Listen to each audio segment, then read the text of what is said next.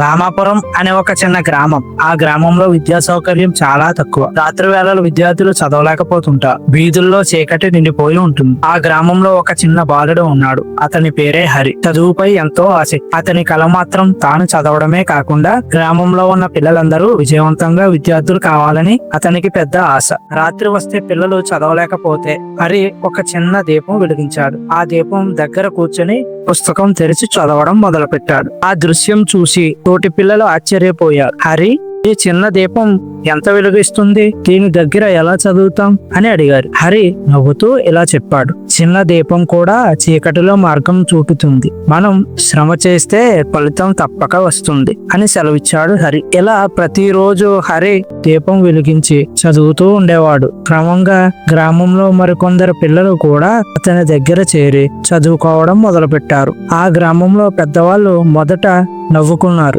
ఈ చిన్న దీపంతో ఏం మార్పు వస్తుంది అని అనుకున్నారు. కానీ హరి మాత్రం ఆగలేదు. కాలం గడిచింది. ఆ చిన్న దీపం వెలుగులో పిల్లలు చదివి పాఠశాలలో బాగా రాణించారు. పరీక్షల్లో మంచి మార్కులు తెచ్చుకున్నారు. కొందరు మొదటి స్థానాలు కూడా సాధించారు. ఇది చూసిన గ్రామస్తులందరూ ఆశ్చర్యపోయారు. ఈ చిన్న దీపం ఇంత పెద్ద మార్పు తెస్తుందని ఊహించలేదు. నిజంగా హరి మన గ్రామానికి ఆశాకిరణం అని అందరూ ప్రశంసించారు. ఆ రోజు నుంచి ఆ గ్రామంలో ప్రతి ఇంటిలో ఒక దీపం వెలిగింది. ఆ దీపం కేవలం వెలుగే కాదు, ఆశ, కృషి, విజయంకు ప్రతీక అయింది. ఏ చిన్న శ్రమనైనా తక్కువ అంచనా వేయొద్దు. ఒక చిన్న దీపం కూడా చీకటిని తొలగించగలదు. ఒక చిన్న కృషి పెద్ద మార్గం చూపగలదు. ధైర్యం, పట్టుదల ఉంటే ఎలాంటి అడ్డంకులైనా మనల్ని ఆపలేవు. ఈ వీడియో మీకు నచ్చినట్లయితే లైక్ చేసి అలాగే సబ్స్క్రైబ్ చేయండి. కామెంట్ చేయడం మాత్రం మర్చిపోవద్దు వీడియో ఎలా ఉందో.